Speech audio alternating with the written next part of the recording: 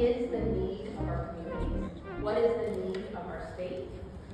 And what are those solutions that we can identify to bring forward, to rise up, to bring forward to the decision makers, to the policy makers, to those individuals that need to be aware, if they're not aware yet, of the concerns that are happening and how we can address them, and how do we partner together to ensure that those solutions are implemented. And that's why this project is also so important, because that's what you all do. You're out in the community, responding to the needs of your community. And so our goal is to partner with you. Our goal is to help provide resources, whether it be resources of training, which many of you, if not all of you, have participated, whether it is a resource of what is my data saying? What data should I be collecting? What is it saying? And I just want to note that this program is truly making a difference in the lives of so many young people. And when we think about the next 20 to 30 years, we are experiencing a population stagnation in our state, with a net migration of people leaving our state, many of them being young people, instead of having what we have with snowbirds of a certain age, moving into our state at higher levels. And so for me, I think about Connecticut as really the mecca for a lot of diversity, for a lot of opportunity. I moved here because I knew the opportunities within the tri-state area with all the different industries, what that would afford a young person of color like myself. And I think that that is a message that we certainly have to send to people all over the country. But what's equally as important is that we have to share the message that many people who don't look like us are also suffering without these services as well.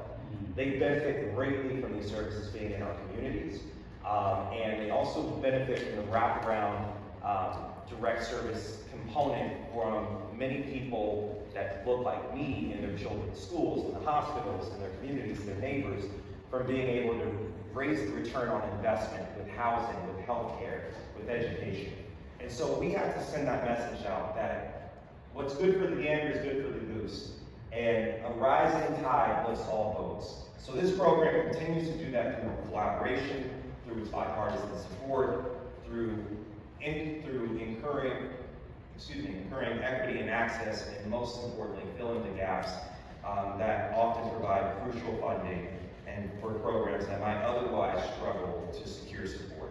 So we need you guys to continue to do this work. We need you to continue to expand that work. It really is up to you to make sure that the children of the next generation have a more valuable, solid ground to stand on in the state of Connecticut. And we appreciate you for doing it. Every time we try to evaluate what we're trying to do, the first thing we have to do is define what it is we're trying to achieve. And for these youth service prevention programs, this overall results statement that has been used for a lot of youth programming work is I think, something that we have to start with. All Connecticut's youth grow up in stable environments, safe, healthy, and ready to lead successful lives. When you deconstruct that, there are a lot of pieces to that, right? Safe is a big one, and we're talking about violence prevention. We're talking about preventing justice involvement, right? That's all connected to not only safety, but also having youth be ready to move forward with their lives rather than stalled in some association with the justice system. We spend a lot of time in our trainings talking about a theory of change and what a theory of change means. And not everybody understood that going in. And that makes sense, because we don't always connect our actions to the outcomes we're trying to achieve. But people picked up on it, and they picked up on it really fast and really well. This is what we were calling your secret sauce. What is it about your program and what you're doing that's going to help achieve that outcome we're trying to achieve? And it was really exciting. So in exchange, we're like, no, what if we provided a free basketball product? In exchange, we're going to teach the kids financial literacy, and we also offer it to the parents, rather than y'all using that $3,000 to spend it to pay you, invest that to try to make that money grow for yourself. So this, as far as us as an organization, these funds really help us continue that process. And the real cool thing with it, we first started in 2021 with fifth graders. We've been fortunate enough to receive funds from this organization for 2 years, but now we're starting to see the fruits of the labor where the guys and ladies that are in fifth grade, they're heading a lot of our clubs now in high school as far as we're creating the Stop Club. We have a partnership with Mystic Aquarium that's kind of all led by youth. So these funds really help us continue that process now. As far as Ron and Dan, they've been fantastic. Like in that group, they're literally, you can ask any question. They're all out there to make sure that all of these organizations have a better way that you can kind of get your data on out there. That's one thing that I'm seeing consistently when I'm in these meetings is if your program is very simple, there's a way that you can pick a cluster, you can make it simple, and there's ways with these performance clusters that you can kind of pick different areas where you can kind of show that you're not just a sports organization, or you're not just an education organization. So I think for all of our nonprofits in the state, I think that's really going to help you guys out when you see the product and everything that's released. And then just looking into the future, like I know with us, these funds, like say, starting in 2021, seeing the kids in high school, 3 more years, they're going to be graduating. We always believe like theory of change, if like we're doing this right, the kids that we started in 2021 is going to put me out of a job, hopefully in 2030, because we're creating, the whole purpose of why we do this is try to eliminate change. So, try to eliminate a problem and create change. So, in the future, we're looking forward to these funds hopefully continue being offered. There's some fantastic people in this room, and I'm like amazed all the time I see the people in the community group. I'm amazed every time I come to these trainings, and I can just say, thank you guys for this. And There's a confidence that's communicated to the public when they know that you're both looking carefully at your own data, using it to manage decision, and not hiding from where there's still work to do. So welcome to our little club. We also celebrate you today because you know your communities, and that is so essential to doing good work. The state and big social service agencies are valuable, they serve a role, they can come in, and there's usually efficiencies and economies in them because they've been there and done that.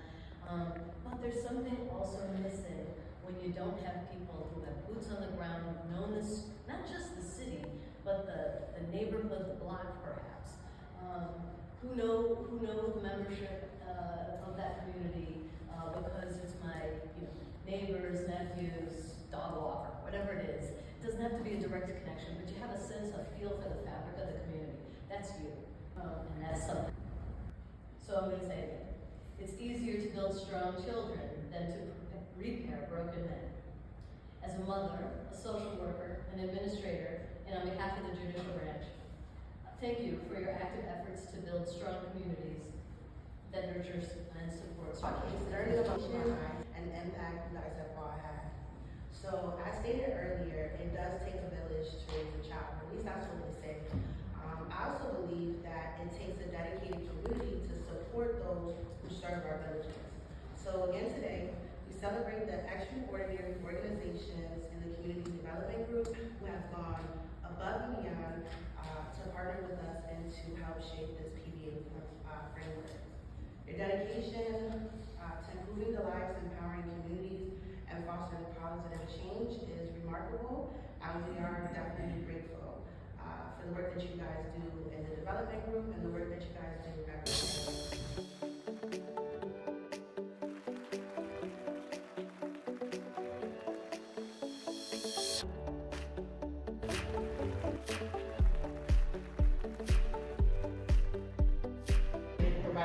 Also recognizing our Black and Puerto Rican legislators that are really just being champions of this performance-based accountability work. And so with that, we have our first champion award. This award recognizes a member, as I said, of the Black and Puerto Rican Caucus who has demonstrated excellent leadership and dedication to the performance-based accountability initiative, while also showing a deep commitment to strengthening communities. This individual not only embodies these qualities, but also inspires and mobilizes others to make a difference. Representative Hilda Santiago has been so with that, I want to honor and acknowledge all the great work that she has done as our first champion for the performance-based initiative.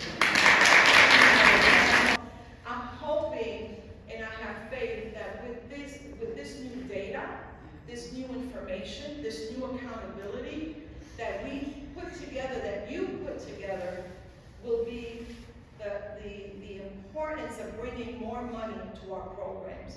Because even though you have all this money coming in through juvenile justice, and you have all this money coming through a lot of these other departments, sometimes our kids that look like us are not getting that money. Children and young adults are not, it's not funneling down to the grassroots organizations that are really dealing with. So it's important that we collaborate. It's important that we recognize you. It's important that you keep writing those stories, telling those stories, because telling those stories is what gives validation to our kids. Because we need to make sure that they grow up to be good citizens for the state of Connecticut.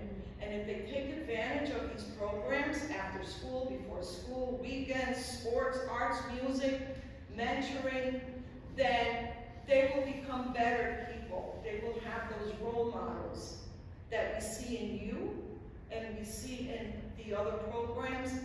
This is why it's so important. And I'm really happy with all the work that you guys have put into with all the providers and guiding us through those steps to make sure that we have good stuff, really good stuff to report out to the legislature. So I'm really looking forward to those reports. And I will be reading mine from Meriden, and I'll be reading the other ones too. Because you always, this is where you learn ideas of what's working in other towns, so you can bring it to your own town. So, and I was, happy that Justin and Larry were part of that group.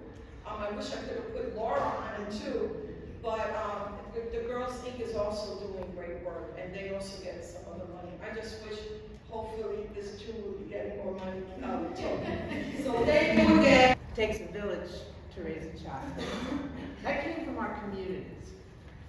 And over the few years I've been on, because I was a provider in the community too. I did a children's arts program in the afternoons at a church. And I had 150 little lovelies every afternoon. And the value of providing the stability of a program to children to be a continuum of their day was you could not replace that. We lost that path. COVID, things like that. But what we haven't lost is the village.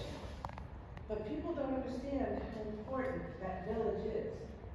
And I saw that as we were doing our YSB fund. I'm hoping that this training and what we get out of this is just that. That we will be able to define our village now. We couldn't figure it out before, but thanks to them and to her and to him and her, we're going to be able to do that. And the solid foundation that we get from that is going to give us more opportunity for fun. Use your voice to say your story in the language that some of the funders only heard. You are going to be able to do that so that you're not going to look to me for funding.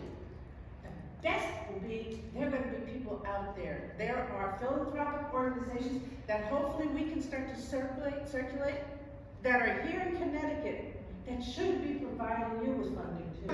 The conversations of how you raise money before. Now you will, because you will be able to say, my children are better off because of what I do. My community is safer because of what I do. Our state is more appealing because of what you do. That's what this is all about. And I thank you all for participating. Please don't talk. As we started looking at it, we do have ways to say how our agencies and how our communities are better off. But we were afraid to talk about it. I don't know why. There are going to be some easy, low-hanging fruit, but then there are going to be some ones that are going to be more difficult. We are seeing more difficult issues coming up because our kids are just lost. So please engage and talk about it. Share with the child what you've done, and really understand how important it is for all of us, especially we are going to continue and we're going to grow. Thank you all.